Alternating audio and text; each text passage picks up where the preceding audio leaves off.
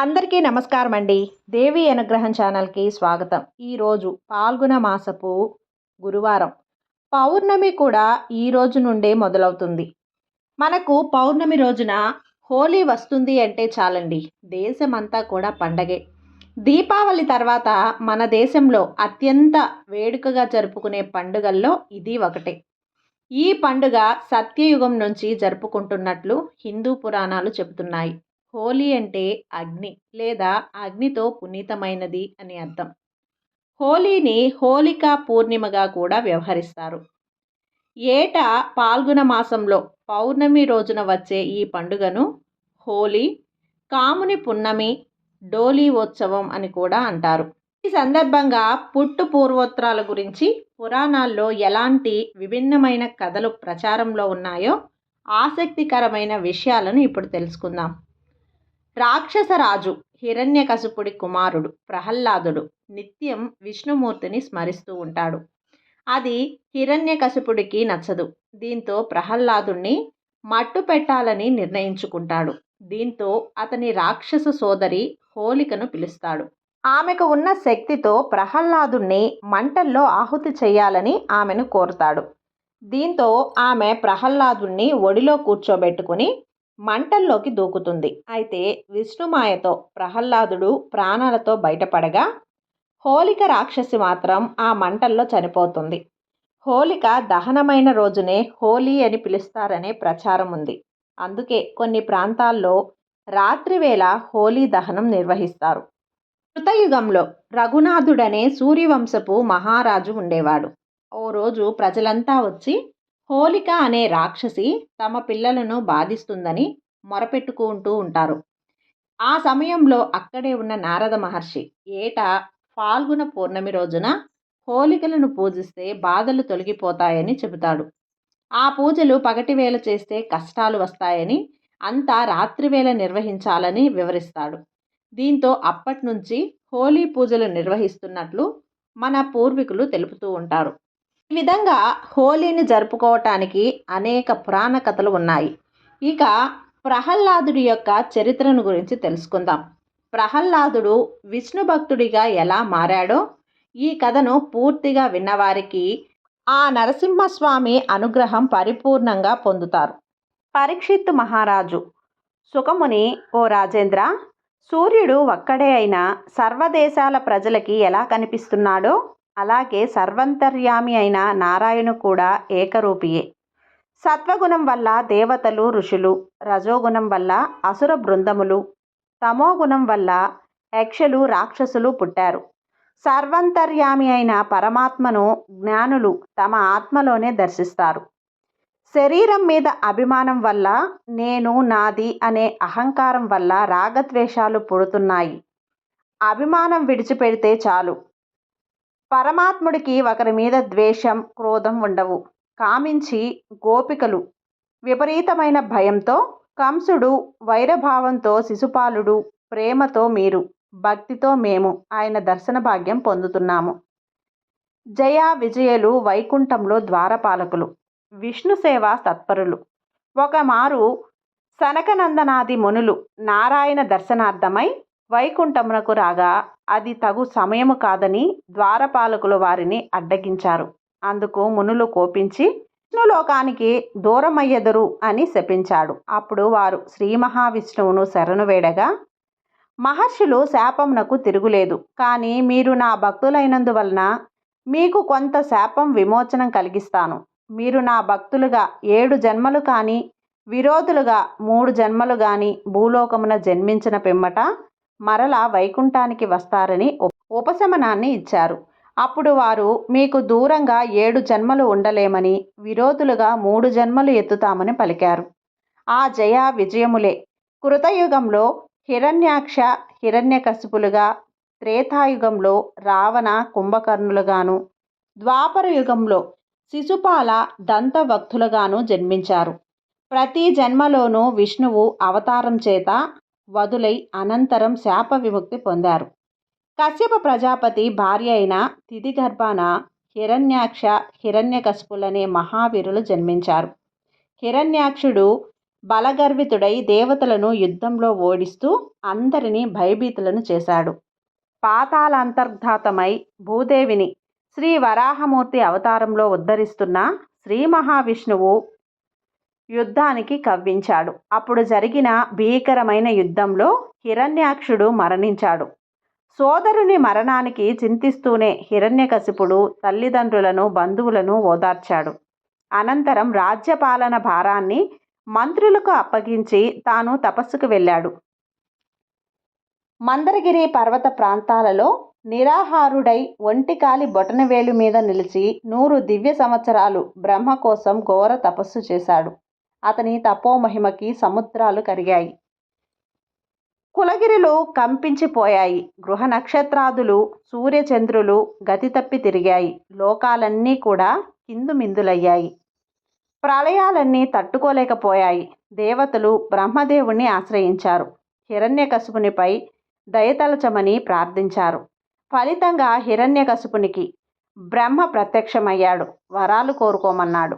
హిరణ్యకశిపుడు కోరుకున్నాడు ఈ విధంగా: భూతలాలలో దేని వలన కూడా నాకు మృత్యువు రాకూడదు. వెలుపల లోపల, పగలు రాత్రి, నేలలో నింగిలో, నిప్పులో నీటిలో ఎక్కడ కూడా ఏ ఆయుధం చేత కూడా నాకు మృత్యువు రాకూడదు. నరుల వల్ల, మృగాల వల్ల, ప్రాణరహితమైన వాటి చేత కానీ, ప్రాణసహితమైన వాటి చేత కానీ, దేవతలు, దానవులు, ఉరగులు చేత కానీ మరణం లేనట్లుగా వరాన్ని ప్రసాదించు. అప్రతిహత రాజ్యాధికారము, సకల లోకాలను జయించే శక్తిని, అనిమాద్యాశ్వర్యాలు నాకు ప్రసాదించు. హిరణ్యకశిపుడు అడిగినవన్నీ కూడా చాలా దుర్లభాలు. అయినా కూడా బ్రహ్మదేవుడు ప్రసాదించాడు వాటిని. తపస్సు చాలించమని చెప్పి తరలిపోయాడు. తనకి తిరుగులేదని రెచ్చిపోయాడు హిరణ్యకశిపుడు. వరగర్వంతో హిరణ్యకశిపుడు విజృంభించాడు. దేవతలను జయించాడు. ఇంద్ర సింహాసనాన్ని ఆక్రమించాడు. పంచభూతాలను నిర్బంధించాడు. తపములను భంగంపరచాడు. సాధువును హింసింపసాగాడు. దేవతల విష్ణువుతో మొరపెట్టుకోగా విష్ణువు కన్న కొడుకునకు ఆపన్నత తలపెట్టినవాడు హిరణ్యకశిపుని పట్టి వధింతును, మీకు భద్రమగును అని వారికి అభయమిచ్చాడు. కొంతకాలానికి లీలావతి ప్రసవిస్తుంది. ఆ శిశువునకు ప్రహ్లాదుడని నామకరణం చేస్తారు. తపస్సు ముగించి వచ్చిన హిరణ్యకశిపుడు తన భార్యను నారదముని ఆశ్రమం నుండి తీసుకెళ్లి సమస్త లోకాలను జయించి దేవతలను బానిసలుగా చేసుకుంటాడు. పుట్టుకతోనే ప్రహ్లాదుడు భగవంతుని భక్తుడయ్యాడు. బ్రహ్మజ్ఞాని అయ్యాడు. తండ్రికి విరుద్ధంగా ఎదిగాడు. నిరంతరం శ్రీహరిని స్మరించసాగాడు. 5 ఏళ్లు వచ్చాయని అతనికి ప్రహ్లాదుణ్ణి పాఠశాలలో వేయదలిచి తన గురువు శుక్రాచార్యుని కుమారుడు చండామార్కుల వారిని పిలిపించి ప్రహ్లాదునికి పాఠాలు చెప్పమన్నారు హిరణ్యకశిపుడు. సరేనంటూ ప్రహ్లాదుణ్ణి తన వెంట ఆశ్రమానికి తీసుకుని వెళ్ళి చండమార్కుడు అక్కడ కొందరు రాక్షస బాలురతో పాటు ప్రహ్లాదునికి చదువు చెప్పసాగాడు. ఆ చదువు నచ్చలేదు ప్రహ్లాదుడికి. అది వ్యర్థమని గ్రహించాడు. పరతత్వాన్ని బోధించేదే సరైన చదువని, ఆ చదువు కేవలం హరినామస్మరణతోనే సాధ్యమనుకున్నాడతను. అలా అనుకొని రాత్రి పగలు హరినామస్మరణ చేయసాగాడు. ఆ హరినామస్మరణలో ఒక్కొక్కసారి నవ్వేవాడు, ఒక్కొక్కసారి ఏడ్చేవాడు. భగవంతుని సాన్నిధ్యాన్ని ఆశిస్తూ చిత్ర విచిత్రంగా ప్రవర్తించేవాడు. అతన్ని వెర్రివాడన్నారు తోటి పిల్లలు, పిచ్చివాడన్నారు గురువులు. ఒకనాడు పిల్లాడి చదువు సంధ్యలు ఏ మేరకు వచ్చాయో తెలుసుకోవాలనుకున్నాడు హిరణ్యకశిపుడు. పిలిపించాడతన్ని. వచ్చిన ప్రహ్లాదుణ్ణి చేతులు చూసి కౌగిలిలోకి తీసుకొని తొడ మీద కూర్చోబెట్టుకున్నాడు. నాయనా, గురువుల దగ్గర బాగా చదువుకొని ఉంటావు, సకల శాస్త్రాలు అభ్యసించి ఉంటావు. ఏది చదువంటే ఏమిటో, అందులోని మర్మం ఏమిటో చెప్పు అని అడిగాడు హిరణ్యకశిపుడు. చదువంటే శ్రీహరిని జపించడమన్నాడు ప్రహ్లాదుడు. చదువులలోని మర్మం అంతా భగవంతుడు, శ్రీహరి సాన్నిధ్యాన్ని చేరుకోవటమే అన్నాడు. పాప పంకిలమైన ఈ లోకాన్ని త్యజించి విష్ణుపదం చేరుకోవటమే తన లక్ష్యమని, దానికోసం తపస్సు చేయాలనుకుంటున్నానని చెప్పాడు ప్రహ్లాదుడు. కుమారుడి మాటలు విని గుండెల్లో గుణపాలు దించినట్లయింది హిరణ్యకశిపునికి. తన విరోధి విష్ణుమూర్తిని గురించి ఎవరో చాటుగా ప్రహ్లాదునికి అన్నీ నూరిపోస్తున్నారనుకున్నాడు. అందుకే ప్రహ్లాదుని బుద్ధి పెడత్రోవ పట్టింది అనుకున్నాడు. వణికిపోతున్న చండమార్కుణ్ణి దగ్గరగా పిలిచి అతనికి చెప్పాడిలా: పిల్లాడికి సరైన చదువులు చెప్పండి. శిక్షించినా పర్వాలేదు, చక్కని చదువు తలకెక్కాలి అన్నాడు. సరేనంటూ ఆశ్రమానికి ప్రహ్లాదుణ్ణి సహా చేరుకున్నాడు చండమార్కురుడు. ప్రహ్లాద, శ్రీహరిని భగవంతుడంటున్నావు. తప్పు నాయనా, మనకు భగవంతుడు నీ తండ్రి హిరణ్యకశిపుడే. అతన్నే మనం ఆరాధించాలి. అతను చెప్పిందే మనకు వేదం అన్నాడు చండామార్కుడు. సమాధానంగా నవ్వి ఊరుకున్నాడు ప్రహ్లాదుడు. ఇతన్ని శిక్షించాల్సిందే అనుకున్నాడు గురువు. కొడతానని మీదికొచ్చాడు. నేను చెప్పిందే నువ్వు చదవాలి, వేరొకటి చదివితే ఒప్పుకోను అని బెదిరించాడు. రాక్షసులకు అవసరమైన దండనీతిని బోధించడానికి వింటే కదా అతను. ఏది చెవికెక్కించుకోలేదు ప్రహ్లాదుడు. ప్రహ్లాదుని చదువు గురించి మళ్ళీ తెలుసుకోవాలని అతన్ని పిలిపించాడు హిరణ్యకశిపుడు.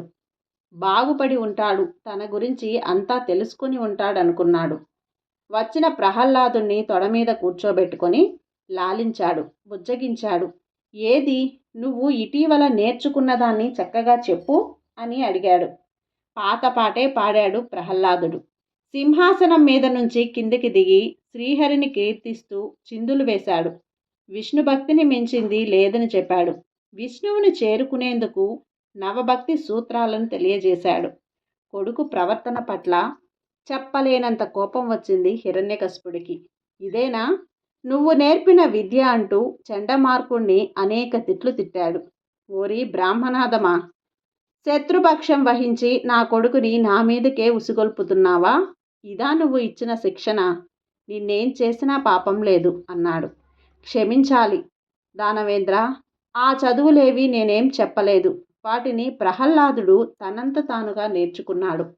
ఇందులో నా ప్రమేయం ఎంతమాత్రమూ లేదు అన్నాడు చండమార్కుడు. అవునా అన్నట్లుగా ప్రహ్లాదుని చూశాడు హిరణ్యకశిపుడు. ఆ ఉన్నట్లుగా తలదించాడు ప్రహ్లాదుడు. అంతే, ఒక్క ఉదుటున సింహాసనం మీద నుంచి లేచి వచ్చి ప్రహ్లాదుణ్ణి విసురుగా ముందుకి తోసేశాడు. వెళ్ళి దూరంగా పడ్డ ప్రహ్లాదుణ్ణి చూస్తూ ఇలా అన్నాడు: శత్రువుని కీర్తించేవాడు వాడు కన్న కొడుకైనా నాకు శత్రువుతో సమానం. ఈ ప్రహ్లాదుడు వదార్థుడు. తీసుకొని వెళ్ళి వీణ్ణి చంపిరండి. చచ్చాడన్న శుభవార్తను నా చెవిన వెయ్యండి.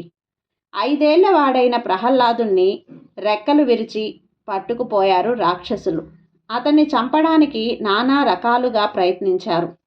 ఏనుగుల చేత తొక్కించారు, పాముల చేత కరిపించారు, ఎత్తైన కొండ మీది నుంచి కిందికి తోశారు, ప్రజ్వలిస్తున్న మంటల్లో పడేశారు, కాలకూట విషాన్ని తాగించారు, అన్నానికి నీటికి దూరం చేశారు. ఏ రకంగా ప్రయత్నించినా ప్రహ్లాదుడు మరణించలేదు. పైగా హరినామ స్మరణతో మరింతగా బలాన్ని పుంజుకున్నాడు. క్రోధంతో హిరణ్యకశిపుడు ప్రహ్లాదుని పిలిపించి, నేనంటే సకల భూతాలు భయపడతాయి. దిక్పాలకులు నా సేవకులు. ఇక నీకు దిక్కెవరు, బలమెవరు అని గద్దించాడు. అందరికీ ఎవరు బలమో, అందరికీ ఎవరు దిక్కో ఆ విభుడే నాకు దిక్కన్నాడు ప్రహ్లాదుడు. నాన్నగారు, పద్మాక్షుణ్ణి పూజించే చేతులు మాత్రమే చేతులు అనతగ్గవి. లక్ష్మీశుణ్ణి కీర్తించే నాలుకే నాలుక అయినతగ్గది. దేవేశుణ్ణి చూసే చూపులే చూపులనవచ్చు. నారాయణ్ణి మొక్కే శిరసు మాత్రమే శిరసు. హరిని వినిపించే చెవులే చెవులు. మాధవుని యందు లగ్నమయ్యే మనసు మాత్రమే మనసు అయినతగ్గది.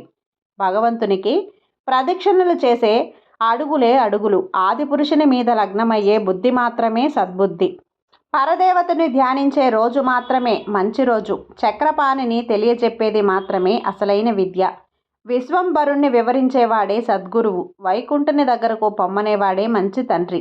అవును, లోకైక రాక్షకుడైన విష్ణుమూర్తికి అంకితంగాని దేనికి సార్థకత లేదు. శ్రీహరిని ప్రహ్లాదుడు కీర్తించాడన్న తట్టుకోలేకపోయాడు హిరణ్యకశిపుడు. శత్రువుని కీర్తించేవాడు కన్న కొడుకైనా శిక్షార్హుడే అన్నాడు. ప్రహ్లాదుణ్ణి హరించమని ఆజ్ఞాపించాడు.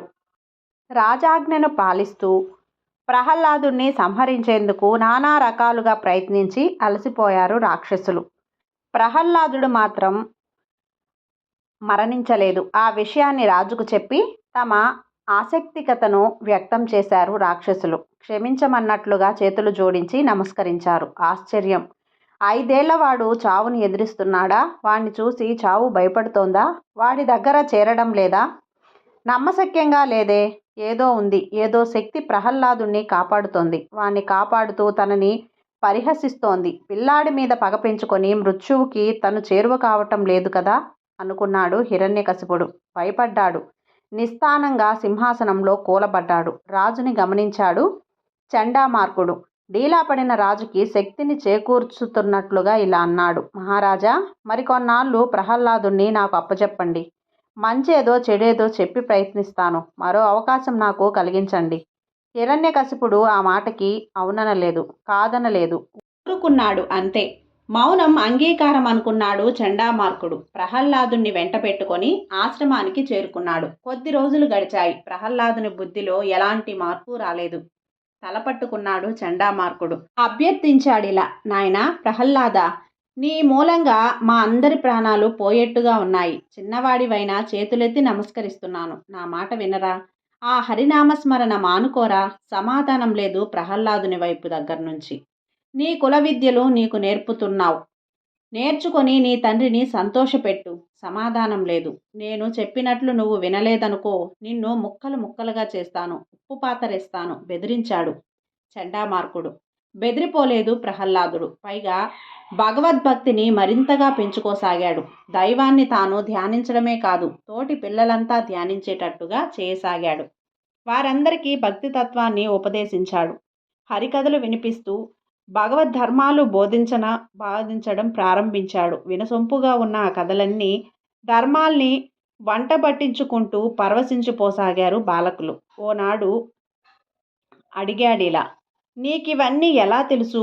అమ్మ కడుపులో ఉండగానే తెలుసుకున్నాను అన్నాడు ప్రహ్లాదుడు. అదెలా అని వారు ప్రశ్నించలేదు. కానీ జరిగిందంతా కూడా అనేక సంవత్సరాల పాటు మందరాద్రి మీద హిరణ్యకశిపుడు తపస్సు చేసేటప్పుడు అతని చుట్టూ పుట్టలు పెరిగాయి. కనిపించకుండా పోతాడేమో అతను. అంత శిథిలమైపోయాయి ఉంటాడనుకున్నాను. దేవతలకు ఈ సంగతి తెలిసి ఆనందించారు. అది అదునుగా ఇంద్రుడు, దానవులు మీదికి దండెత్తారు. రాజు లేడు. తపస్సు చేసుకుంటూ అక్కడెక్కడో ఉన్నాడు. ఉన్నాడో లేదో కూడా తెలియదు. ఇంద్రుణ్ణి ఎదిరించి ఎవరి వల్ల కాదు. వెనుతిరిగి చూడకుండా పరుగు తీశారు దానవులు. తలో దిక్కుగా పారిపోయారు. ఇల్లు, వాకిళ్ళు, భార్యాబిడ్డల్ని పట్టించుకోలేదు.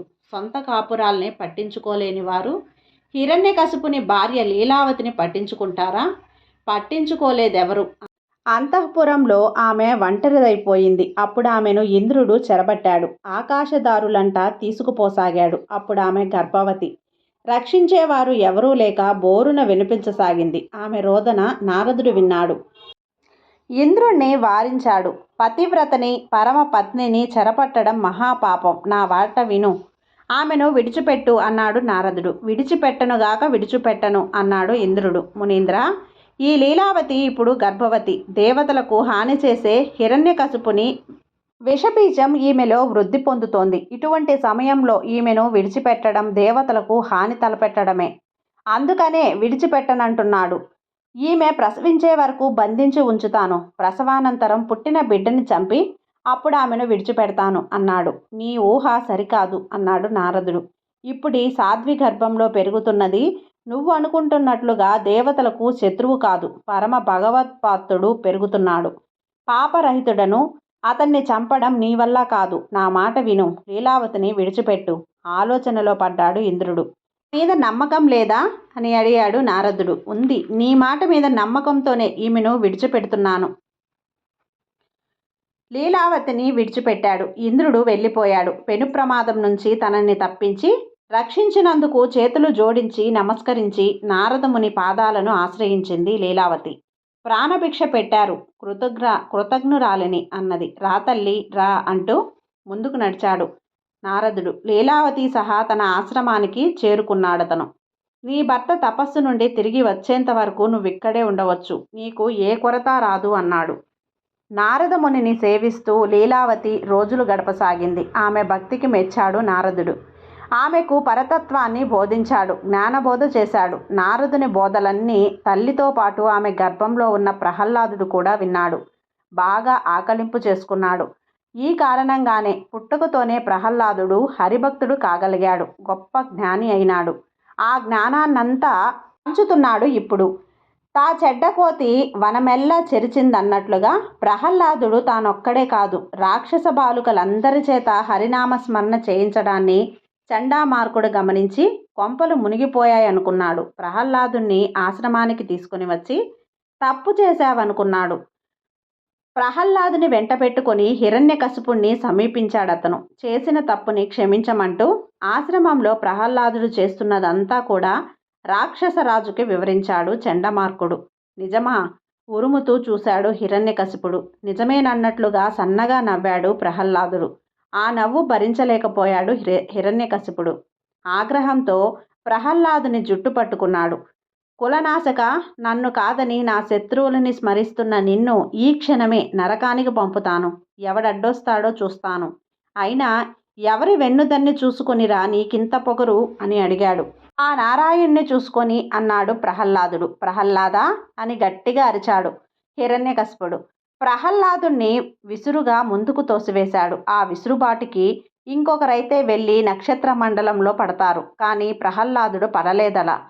నిలదొక్కున్నాడు. ఇలా అన్నాడు, తండ్రి, నా మీద కోపగించుకోకు. చెప్పింది విను. నీకు, నాకు, సమస్త భూతకోటికి ఆ నారాయణుడే వెన్నుదన్ను. సకల లోకాలకు అతనే బలగం. లోకాలన్నీ అతని సృజనే. సృష్టి, స్థితి, లయకారుడు అతనే.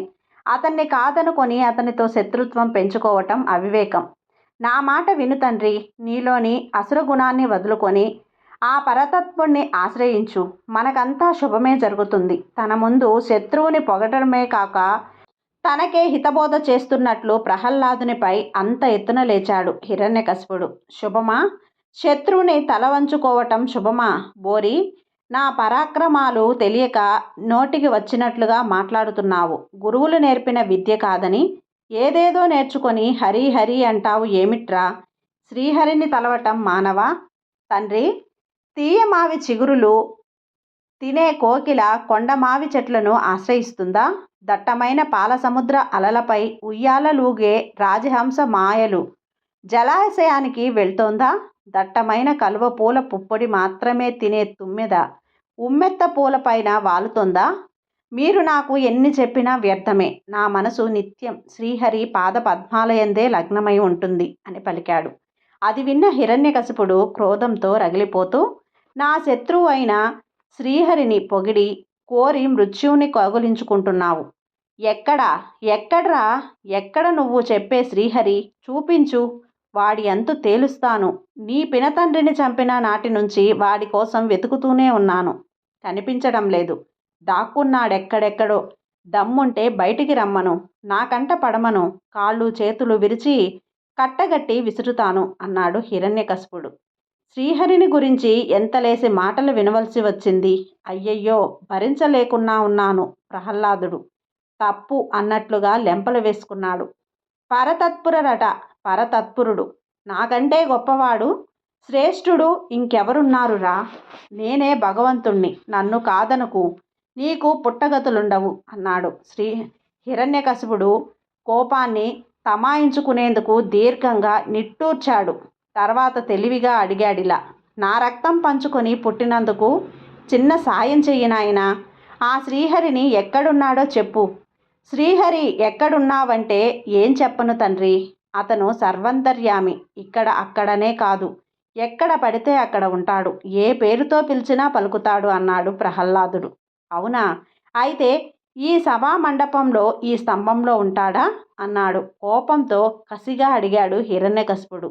ఉంటాడు తండ్రి, అనుమానం లేదు. ఆ మాట చాలనుకున్నాడు హిరణ్యకశిపుడు. సింహాసనానికి అనించి ఉన్న గదను అందుకున్నాడు.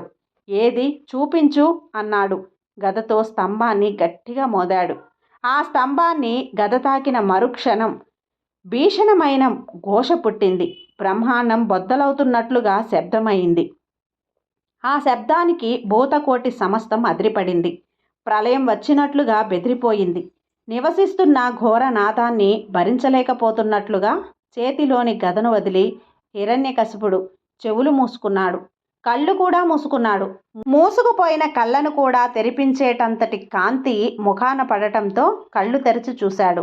హిరణ్యకశిపుడు స్తంభాన్ని చీల్చుకొని శ్రీహరి నృసింహ రూపంలో బయటికి రాసాగాడు. మున్నెన్నడూ ఎవరూ చూడని భీకర రూపంలో ఇటు నరుడు కాదు, అటు మృగము కాదు, నరమృగేంద్ర రూపంలో శ్రీహరి బయటికి రాసాగాడు. జ్వాలల్లా మండుతున్న కళ్ళు, ఎంతటి దాన్నినైనా చీల్చి చెండాడే కోరలు, కత్తి అంచుకుంటే పదునైన నాలుక, కొండ గుహలాంటి నోరు, వాడిలా గోళ్ళు, ఒంటి నిండా రోమాలు పెనుగర్జన చేయసాగాడు. నృసింహుడు మహాకాయం, 4 చేతుల్లో శంఖచక్ర గదాది ఆయుధాలు. నరకేసరి రూపంలో తన ముందు ప్రత్యక్షమైన శ్రీహరిని చూసి మృత్యువుని చూస్తున్నట్లుగా భయపడ్డాడు హిరణ్యకశిపుడు. అంతలోనే తేరుకున్నాడు. వదిలిన గదాయుధాన్ని అందుకున్నాడు. గిరగిరా తిప్పుతూ నృసింహస్వామిని ఎదుర్కొన్నాడు. గద స్వామిని తాకుతోంది కానీ దెబ్బ ఆయనకి తగలటం లేదు. శూన్యంలోకి గదను విసురుతున్నట్లుగా ఉంది హిరణ్యకశిపునికి. చిత్రంగా ఉంది. ఈసారి దెబ్బ తగిలి తీరాల్సిందే అనుకున్నాడు హిరణ్యకశిపుడు. మరింత బలంగా గదను విసిరాడు. విసిరిన గద విసిరినట్లుగానే మాయమైపోయింది. చేతిలో ఆయుధాన్ని కోల్పోయి తెల్లబోయాడు హిరణ్యకశిపుడు. వెనకడుగు వేయబోయాడు. అతన్ని వడిసి పట్టుకున్నాడు నృసింహస్వామి. విడిచిపెట్టేందుకు సహాయశక్తులా ప్రయత్నించాడు. హిరణ్యకశిపుడు అతని వల్ల కాలేదు. గింజుకోసాగాడు. అది రాత్రి పగలు కాని సంధ్యా సమయం. ఆ సమయం కోసమే ఎదురు చూస్తున్నట్లుగా స్వామి హిరణ్యకశిపుణ్ణి సభామండపం ద్వారం దగ్గరకు ఈడ్చుకుపోయాడు. ద్వారం మీద కూర్చొని హిరణ్యకశిపుణ్ణి ఒడిలో పెట్టుకున్నాడు. కదలకుండా మోచేతులతో అదిమి పట్టి ఆ తర్వాత ఒక్కసారిగా చేతి గోళ్లను అతని పొట్టలోకి పొడిచాడు స్వామి. హిరణ్యకశిపుని పొట్ట చీల్చి సంహరించాడతన్ని. పేగులు తీసి జదెందేగా మెడలో వేసుకున్నాడు. నాలుక చూసి రాక్షసరాజు రక్తాన్ని జుర్రాడు. హిరణ్యకశిపుణ్ణి నరహరి సంహరించాడని తెలుసుకొని స్వామి మీద యుద్ధం ప్రకటించిన రాక్షస గణాన్ని త్రుటికాలంలో తుదముట్టించాడు భగవంతుడు. తర్వాత భూమండలం అదిరిపోయేట్టుగా చిందులు తొక్కుతూ విలయ నృత్యం చేయసాగాడు. ఆ నృత్యానికి భువన భాండాలన్నీ దత్తరిల్లాయి. సముద్రాలు అల్లకల్లోలమయ్యాయి. దిగ్గజాలు వణికిపోయాయి. కులగిరులు కూలిపోయాయి. సూర్యచంద్రులు గ్రహ నక్షత్రాదులు గతులు తప్పాయి. నృత్యం చేసి చేసి అలసిపోయిన స్వామి పెద్ద పెట్టున హుక్కరించి రాజసింహాసనాన్ని అధిష్ఠించాడు. స్వామి సింహాసనాన్ని అలంకరించాడని తెలిసి ఇంద్రాది దేవతలు, దిక్పాలకులు, ఋషులు, సిద్ధ విద్యారాధులు, బ్రహ్మ, మహేశ్వరుడు అందరూ వచ్చారక్కడికి. అయితే ఏ ఒక్కరూ కూడా మహోగ్ర రూపంలో తేజరిల్లుతున్న స్వామి చెంతకు చేరుకోలేకపోయారు. ఆయన్ని శాంతింపచేయటానికి అనేక విధాల స్తోత్రం చేశారు. అనంతకోటి నామాలతో, వేద మంత్రాలతో శ్రీహరిని స్తుతించారు. అయినా ఉగ్ర నరసింహుడు శాంతించలేదు. నరసింహస్వామిగా శ్రీహరి అవతరించి హిరణ్యకశిపుని సంహరించాడని తెలిసింది. అందరూ కూడా అక్కడికి వచ్చారు. ఆయన్ని శాంతింపజేయడానికి అనేక విధాల స్తోత్రం చేసినా ఫలితం లేకపోయింది. ఉగ్ర నరసింహుడు శాంతించలేదు. లక్ష్మీదేవిని ఆశ్రయించారంతా. తల్లి, నీ నాదుణ్ణి నువ్వే శాంతింపచేయాలి, అదే నీకు సాధ్యమన్నారు. వేడుకున్నారామెను. స్వామిని దర్శించి లక్ష్మీదేవి కూడా అవాక్కయ్యింది. భర్త ఉగ్రరూపాన్ని ఆమె ఎన్నడూ చూడలేదు. భయపడి దాక్కుంది. బ్రహ్మ కలుగు చేసుకున్నాడప్పుడు. చేతులు జోడించి నమస్కరించి నిలుచున్న ప్రహ్లాదుణ్ణి చేరదీశాడు. ప్రహ్లాద, నీ తండ్రిని సంహరించడం కోసం ఇంతటి ఉగ్రరూపాన్ని ధరించిన శ్రీహరిని నువ్వే శాంతింపచేయాలి. ఇందుకు నువ్వే సమర్థుడవు. తన ఉగ్రరూపాన్ని శ్రీహరి ఉపసంహరించేట్టు చేసే బాధ్యత నీదే అన్నాడు బ్రహ్మ. ఇంద్రాది దేవతలు కూడా ప్రహ్లాదుణ్ణి వేడుకున్నారు. దైవాన్ని చూసి భయపడటం అవివేకం అనుకున్నాడు ప్రహ్లాదుడు. వెళ్ళి నరసింహస్వామి ముందు చేతులు జోడించి నిల్చున్నాడు. అనేక రకాలుగా కీర్తించాడు అతన్ని. హరికథల్ని గానం చేశాడు. ప్రహ్లాదుణ్ణి కీర్తనలకు, గానానికి పరమాత్ముడు శాంతించాడు. ఉగ్ర రూపాన్ని పరిధ్యయించి ప్రసన్నుడైనాడు. ప్రహ్లాద, నీ భక్తికి మెచ్చాను, కోరుకో, వరమిస్తున్నాను అన్నాడు శ్రీహరి. నిరంతరం నిన్నే ధ్యానించేటట్లుగా, నీపై నా భక్తి రెట్టింపు అయ్యేటట్లుగా వరాన్ని ప్రసాదించు స్వామి అని అడిగాడు ప్రహ్లాదుడు. అనుగ్రహిస్తున్నాను. నా భక్తుల్లో నువ్వే ప్రథముడివి. ముల్లోకాల్లోనూ పరమ భాగవోత్తముడిగా కీర్తి పొందుతావు అన్నాడు శ్రీహరి. ధన్యుణ్ణి స్వామి, నన్ను నీలో చేర్చుకో స్వామి, తొందరెందుకు? రాజ్యభోగాలను అనుభవించు, నన్ను ఆరాధిస్తూ రాజ్యపాలన చెయ్యి, త్వరలోనే నన్ను చేరుకుందువుగాక అన్నాడు శ్రీహరి. స్వామి, నాది చిన్న కోరిక, చెప్పు. నా తండ్రి చేసిన అపరాధాలన్నింటినీ మన్నించి వారికి సద్గతిని ప్రసాదించు. తప్పకుండా నీ తండ్రికే కాదు, నీ పితామహులందరికీ కూడా మోక్షం ప్రసాదిస్తున్నాను. పరమ భక్తుడివి అయిన నీ పుట్టుకతో దైత్యకులం అంతా పావనమైంది అన్నాడు. శ్రీహరి బ్రహ్మను చూశాడు. నమస్కరిస్తూ సమీపించాడతన్ని. బ్రహ్మ, పరమేష్ట, క్రూరాత్ములకు వరాల్ని ప్రసాదించి లోకాల్ని అల్లకొల్లాలం చెయ్యకు అని హెచ్చరించాడు శ్రీహరి. సరేనన్నట్లుగా తలూపాడు బ్రహ్మ. శ్రీహరి, శ్రీదేవి సహా దేవతలంతా కూడా అదృశ్యులయ్యారప్పుడు. ప్రహ్లాదుడు పట్టాభిషక్తుడయ్యాడు. ముల్లోకాలలోనూ ధర్మం వర్ధిల్లుతుంది. దేవతలు, దిక్పాలకులు వారి వారి స్థానాలకు అలంకరించి ఆనందించారు. భూదేవి మనోవేదన చల్లారింది. ఋషులు, మునులు అవిఘ్నంగా జపతపాదులు సాగించారు. యజ్ఞ యాగాదులు నిర్వహిస్తూ కొనసాగాయి. అనేక సంవత్సరాల పాటు ప్రహ్లాదుడు ప్రజల్ని పరిపాలించి గొప్ప పాలకుడంటూ పేరు ప్రఖ్యాతులు సాధించాడు. పరమ భాగవోత్తముడిగా ముల్లోకాలన్నీ అతన్ని కీర్తించాయి. ఈ విధంగా ప్రహ్లాదుడి చరిత్ర నారాయణుడి భక్తుడిగా ప్రసిద్ధికెక్కింది. కాబట్టి ఈ యొక్క ప్రహ్లాదుడి చరిత్ర పూర్తిగా విన్నవారికి ఆ నారాయణుడి అనుగ్రహం తప్పకుండా లభిస్తుంది. ఈ వీడియో మీకు నచ్చినట్లయితే లైక్ చేసి సబ్స్క్రైబ్ చేయండి ఫ్రెండ్స్. మరికొంతమంది భక్తులకు షేర్ చేయండి. సర్వే జన సుఖినో భవంతు.